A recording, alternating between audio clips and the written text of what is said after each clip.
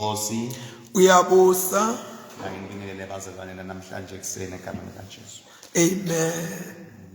Indeed, when his praises goes up, his glory comes down. Amen. Siyabonga kumfundisi for that. Bazalwane, isifundo sethu sanamuhla lesitholakala encwadini yeProphet Daniel chapter 7 verse 9 kuya 14. Bazalwane lesi sitema sifunzeka sathi ngabona ngisabukile ngathi ngisabukile ihlalo debukhosi tabekwa ngabolonina lophila phakathe naphakathe wahlala kusakhe tembatho takhe tatimhlophe njengatangcocwane tinwele tenhloko yakhe tatimhlophe njengeboya bemvu. Sihlalo sakhe sebukhosi sasivutha emalangabi nemasondvo aso onke abelavula emalangabi. Bazalwane esifundo sethu sekuqala ngimula uMprophet Daniel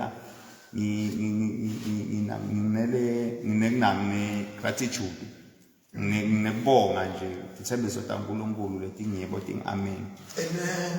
Ngoba kulokhunye lokutfola kwethu nangetfondo depth ngalokuningi lokukhulunywa eTestamentini lelisha nalapha letsala eTestamentini lelisha siyatfola futhi fana nencwadi Revelations most of letinto loku confirma ukuthi uNkulunkulu vele ethembiso takhe tingiyebo ting amen.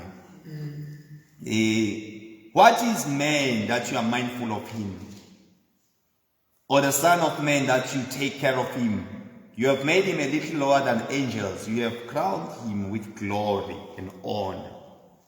When the praises goes up, his glory comes down. And set him over the works of your hands. You have put all things in subjection under feet. Bazalwane sisa-celebrate sisabungata kuluvuko lenkosi yethu Jesu Kristu. Kulaki nifika lakuthenini ngisafunza nencwadi yeProphet Daniel kufika kubonga nje bazalwane kakhulu ukuthi uNkulunkulu la kwethembisile impela uyahamba kufeza. Kwakugeleta umfula wemlilo siyalo sawo siqubuka embi kwakhe. Tinkulungwane tatimsingathile tinkulungwane letilishumi tiphindwe katinkulungwane letilishumi tatime embi kwakhe. Behluleli bahlala phansi tincwadi davula. Bazalwane sisa-celebrate kuvuka kwenkosi yethu sisa-celebrate ku-ascension of our Lord Jesus Christ.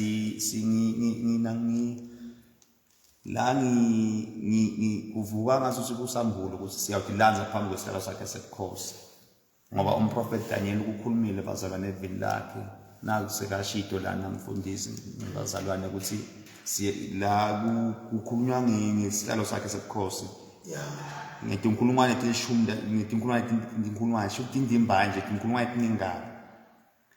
Ngaqhubeka ngabukisisa ngenxa yokuhlokoma kwemavi ekutigabathisa lakhulunywa luphondvo.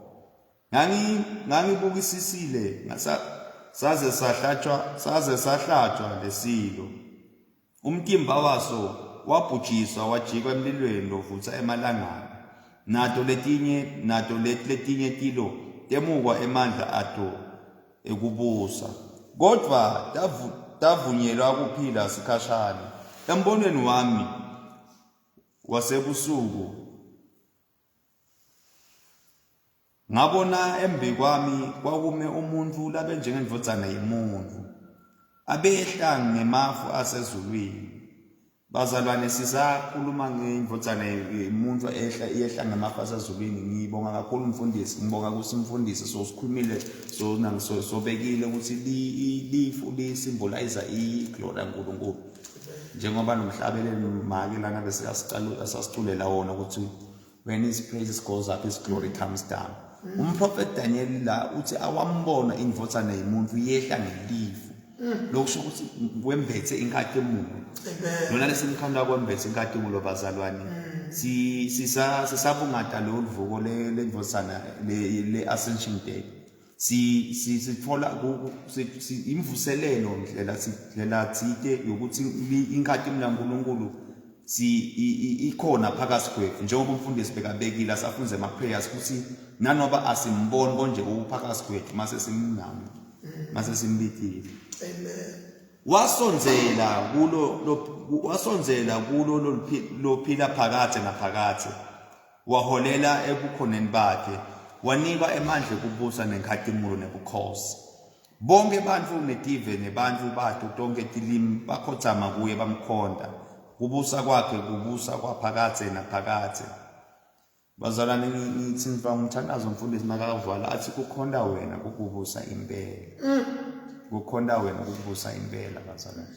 Kukhona uNkulunkulu kukubusa impela ngoba la indvodza bonke kubusa kwakhe kubusa kwaphakathe naphakathe lokungasoze kwaphela. Nembuso wakhe ngulo longasoze kwachila.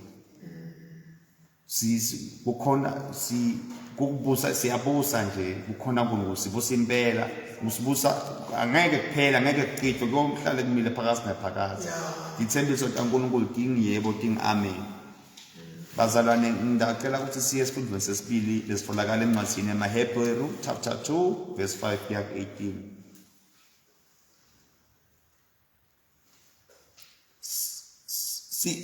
Sikhuluma ngemhlaba lodawo uNkulunkulu akawubekanga ngaphansi kwetingilosi. Kepha bukhona bufakazi lesibuthola emibhalweni lobuthi uyini umuntu kuthi umkhumbule. Yes bazalwane. What is man that you are mindful of him, or the son of man that you take care of him? You have made him a little lower than angels. You have crowned him with glory and honor, and set him over the works of your hands. You have put all things in subjection under your feet. Kukhonda wena kubusa impela. Lomthandazo umfundisi kwangathi ngasi sisalibuka leli video siphinde sibuya biyele kiwo. Akasuku la ngqondo nami ningicolele bazalwane.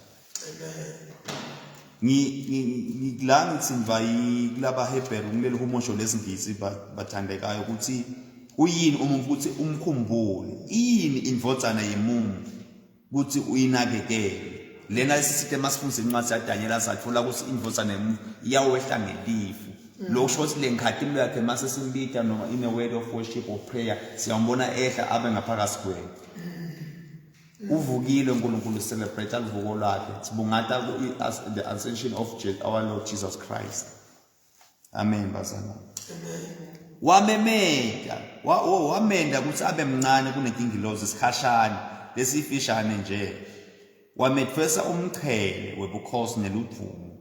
Wamisa etikwemisebenzi yetandla takhe. Wamisa etikwemisebenzi yetandla takhe. Tonke tintfo watibeka ngaphasi kwetinyawo takhe. Kubeka tintfo tonke ngaphasi kwakhe kusho ukuthi kude la kushiya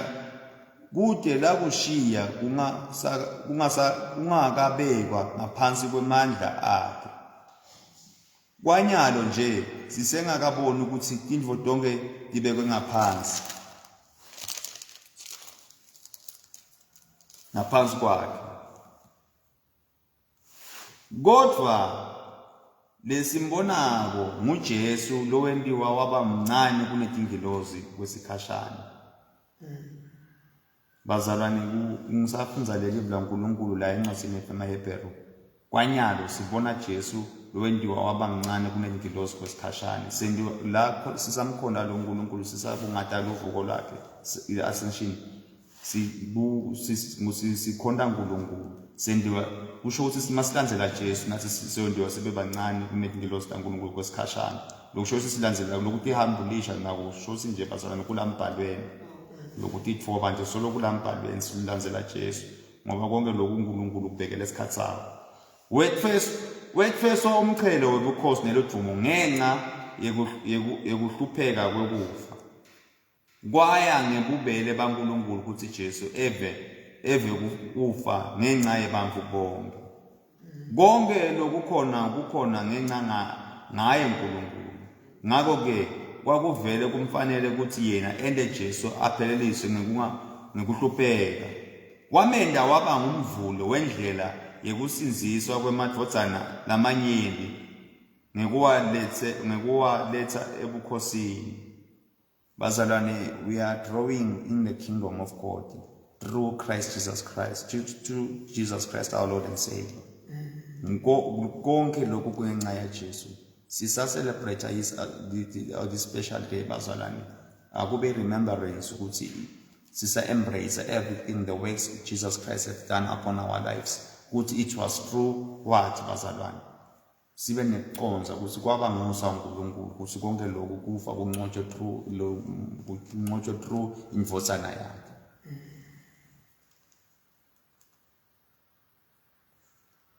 Amen, bazalwane.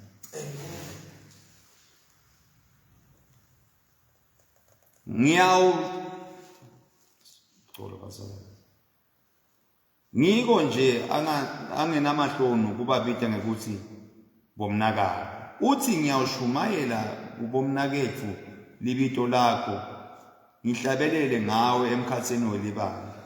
Uphinze athi ngiyawubeka lithemba lami kuNkulunkulu. Kuhle bazalwane ukuthi sisakhonda Jesu nathi sibeke lithemba lethu kuNkulunkulu ngoba naye walibeka lithemba lakhe kuNkulunkulu. Aphinze athi ngilapha mina nebantwana uNkulunkulu langiphe bona.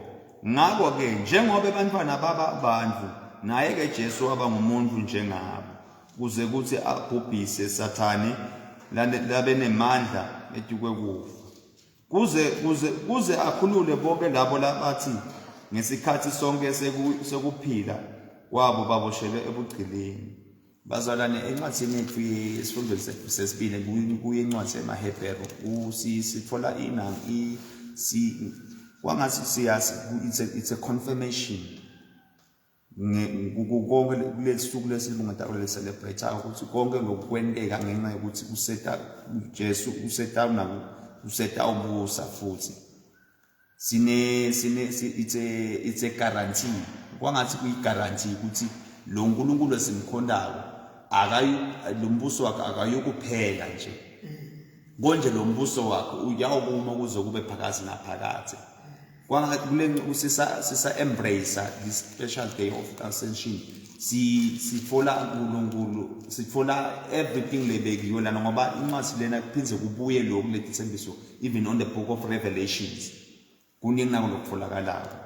Sibonga sifundo sesibili bazalwane lesisifundisile namuhla malungana nenzaba asena our Lord Jesus Christ. Ngiyasho inkosi ngusisi. Amen.